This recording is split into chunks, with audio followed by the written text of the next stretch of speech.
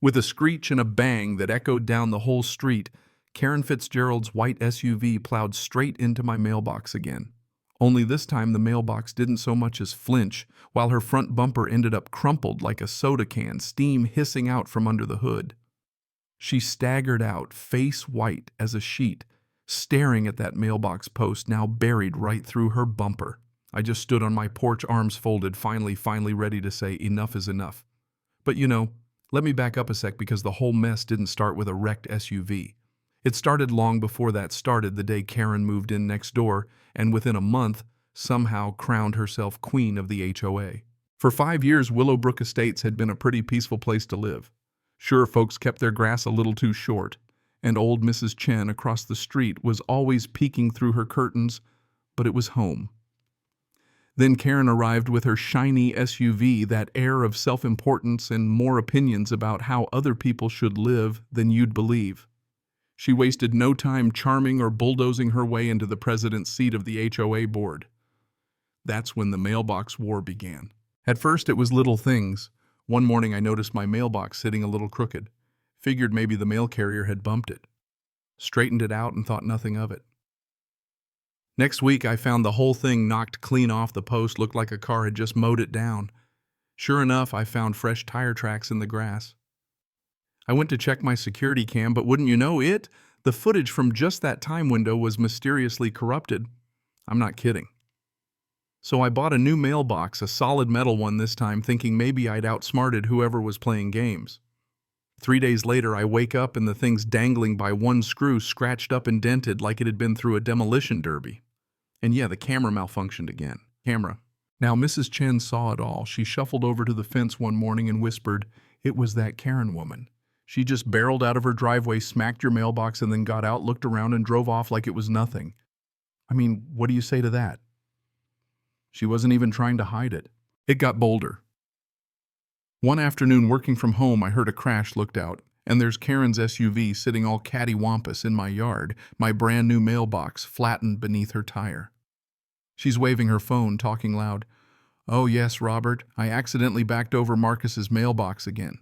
You know how narrow these driveways are. I'll have to speak to him about moving it somewhere safer." When she saw me, she pasted on this syrupy, sweet smile. "Oh, Marcus, I'm so sorry about your mailbox. I keep telling the board we need to revisit the placement guidelines. This is a safety hazard." I nearly laughed, but I just said, "Karen, the only hazard here is your driving." Her smile turned icy.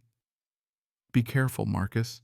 The HOA doesn't look kindly on residents who create dangerous conditions. I'd hate to see you fined for negligence." The nerve. When I confronted her, she stood in her doorway, arms folded, wearing that smug can't-touch-me expression. "Your mailbox is out of compliance," she sniffed. "Extends 3.5 inches past the property line according to HOA guidelines, you know." Only I knew for a fact it was exactly where it was supposed to be. But arguing with Karen was like arguing with a brick wall if that wall had a law degree and a grudge. So the pattern kept on. Every time I replaced or fixed the mailbox, Karen would accidentally hit it again within days. Sometimes backing out, sometimes not seeing it. It started costing me hundreds. I filed a complaint with the HOA, but they sided with Karen, fined me $75 for an unapproved structure, and ordered me to move my mailbox deeper onto my property, which would have broken Postal Service rules. At the next meeting, I called them out. "She's destroyed my property 5 times in 3 months." Karen just glanced at her nails, bored. "Do you have proof?" she said. The other board members, her little kingdom, just nodded along. Later, I found out she'd threatened to fine the treasurer for his grass being a half-inch too tall unless he voted her way. I tried the police, but they shrugged. "It's a civil matter without clear video," said Officer Davis, who at least looked sorry for me. "Between you and me, we've had complaints about Mrs. Fitzgerald before, but there's nothing we can do. Maybe invest in better cameras. Even my insurance company started getting tired of my claims. After mailbox number 5, my agent called and said, 'Marcus, we'll have to drop you if you file again. Can't you work it out with your neighbor?'" Sure. Easy for him to say. So I decided I wasn't going to let Karen win by wearing me down. That's when Derek, a structural engineer who lived a few streets over, heard about my mailbox problem over beers one night. He'd had his own run-ins with Karen. She'd tried to get his solar panels removed, even though they were specifically allowed. Derek leaned in, grinning. You know, there's nothing in the HOA rules about the strength of mailbox posts, just the height and look. The next weekend we got to work. We built what I can only call the Fort Knox of mailboxes, a 6-inch steel pipe filled with concrete sunk 4 feet deep and anchored by a massive concrete base. On the outside, looked just like the old wooden one, white tasteful, matching the neighborhood aesthetic. But this thing could probably stop a tank. As we worked, neighbors drifted over Mr. Thompson with lemonade, Mrs. Chen with cookies and stories about Karen measuring her garden gnome with a ruler. For the record, the gnome was 2 inches too tall, and Karen had complained about it last Christmas. We worked all night, double-checked the postal and HOA rules. Derek even signed off on the engineering, and I hid several new security cameras in birdhouses and bushes, ready for whatever came next. For 2 weeks, nothing happened. Karen would slow down every time she drove past, peering at my new mailbox, waiting. But I knew she couldn't help herself.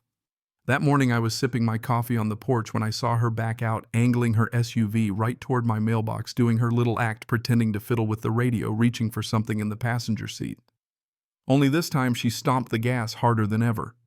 The crash was enormous metal crumpling airbags popping the whole 9 yards. Her car looked like it had hit a brick wall, steam pouring out everywhere. My mailbox didn't budge.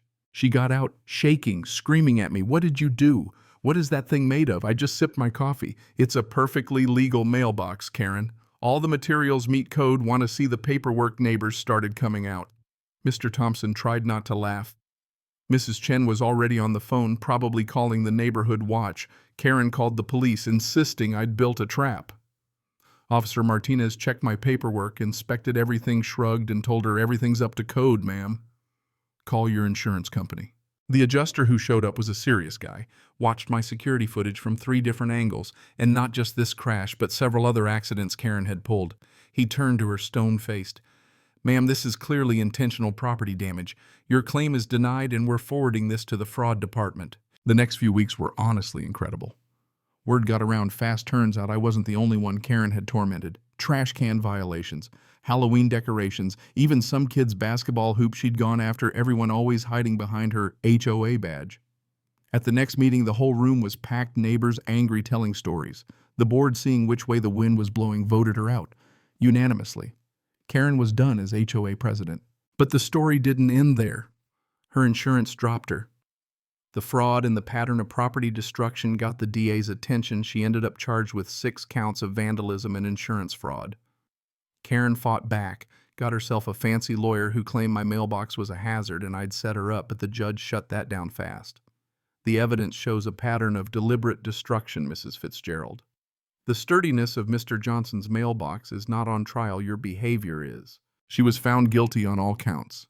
The fines were bad, but the insurance fraud, that's what really did her in 18 months in prison, plus $45,000 in restitution and fines. I'll never forget the look on her face as the judge read the sentence, mouth working, no sound, eyes wide with disbelief. That's what happens when you turn your whole life into a power trip, and then it comes crashing down, literally on your front lawn. And you know, sometimes I look at that mailbox still standing strong, and I wonder what Karen's thinking about behind bars. If she's plotting revenge or finally realizing that maybe, just maybe, the world doesn't revolve around her. Either way, peace returned to Willowbrook for now anyway. But the way folks still talk at the mailbox, you never know who's going to grab for power next. So, let's hear it. Who's right and who's wrong in a battle like this? Is standing your ground against a bully always worth it? Or do HOAs just bring out the worst in people? Let me know what you think. And hey, keep your mailbox sturdy. You never know when you'll need it.